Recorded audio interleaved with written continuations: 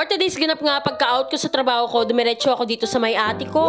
Abay, dumating na nga daw kasi in-order niyang sofa para kay Nanay Bilin. Ayun.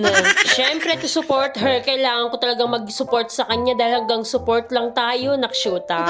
Kaya naman naabutan ko na lang siya nakikipag-diskusyonan dito sa may-ari, Charissa. Loka, talaga namang bagong-bago ang sofa ng Nanay Bilin, nakasupot pa. Nagbayaran na nga silang dalawa dyan. Abay, siyempre ako naman todo support lang din dito, nakshuta. Tapos napansin ko ang bago yung sandal ng ate ko, abay may aarborin na naman tayo, nakshuta.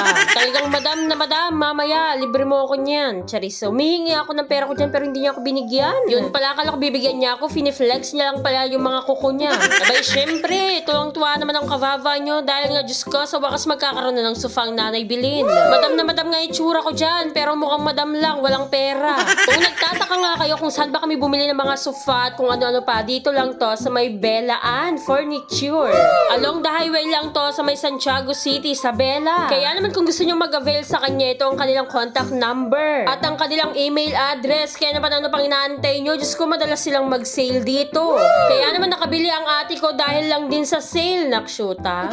Kaya naman habang naka-sale, Diyos ko, i-grab nyo na dahil nga pagkakataon nyo na mabili yung mga gamit na gusto nyo para sa bahay nyo. Kung gusto mo talagang bilhin yung isang bagay, Diyos ko, sa sale ka kumapit, nakshuta.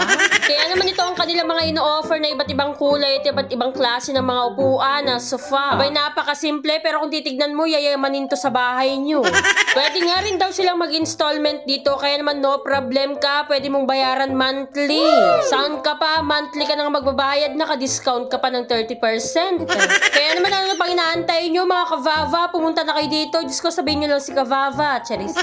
At sa wakas nga naisakay na lang yung mga sofa at nagpagas nga muna kami dahil nga baka mapalaban si kuya, maubusan ng gas sa kalagitnaan. Dito nga kami sa likod dumaan at baka nandun nga si Nanay Bilin sa may kalsada at makita niya kami. Syempre marites yung Nanay Bilin ko. Inaasahan na nga namin talagang nakatambay siya dun sa may kalsada namin kaya hindi na kami dun dumaan. Sa may papuntang Sinsayo na nga yung daanan namin dito sa likod kaya naman hindi kayo maliligaw. O loko partida, maulan-ulan pa. At ilang minuto na nga lang nakarating na kami dito sa may bahay at papasok na nga kami dito sa kanto. Akala ko naman si Nanay Bilin na yung nakikita ko. At pumasok na nga kami dito sa may bahay at pagbungad ko palang, Diyos ko, ng karaming handa ng Nanay Bilin. Puro spaghetti at pansit. Nakshuta. Thank you so much nga pala, Mayora. Diyos ko, napakarami mong binigay.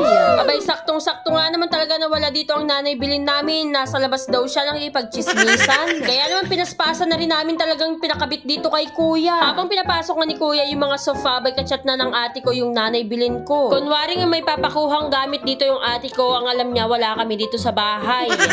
Abay, mas mabilis pa sa oras yung Nanay Bilin ko, talagang paspasan yung pumunta. Diyos ko, nagtatawanan nga kami dito ng ate ko kung paano ba yung magiging eksena namin mamaya. Nung nailagay na nga lahat ni kuya at naipasok niya na lahat dito, abay, Diyos ko, tignan nyo naman yung sofa ng Nanay Bilin ng kalago. Ilang minuto na ngayon nakakalipas, abay, dumating na rin sa wakas yung Nanay Bilin ko.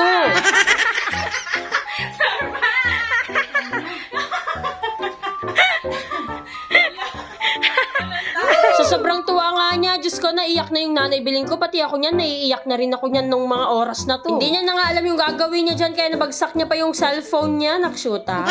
Abay, ganito pala yung feeling na kapag nabibili mo yung mga gusto ng mga magulang mo, Diyos ko, nang nakakatuwa. Ang sarap pala talaga sa pakiramdam. Kaya naman tis-tis lang, Nanay Bilin, dahil nga, Diyos ko, malapit na natin matupad lahat ng mga pangarap natin. Manalig lang tayo palagi sa Panginoon at magdasal, talaga naman ibibigay niya lahat sa tamang panahon. Pero sa ngayon nga, ito munang sofa na pinapangarap mo ang kaya naming bilhin ng ate ko, ay siya lang pala nakshoot, ha? Napakasaya naman talagang Christmas gift ng Nanay Bilin. Diyos ko, kaya naman pinagtatanggal na namin yung mga supot dito. Nang kahirap naman pala talagang tanggalin ng mga rapper na to, nakshoot, ha?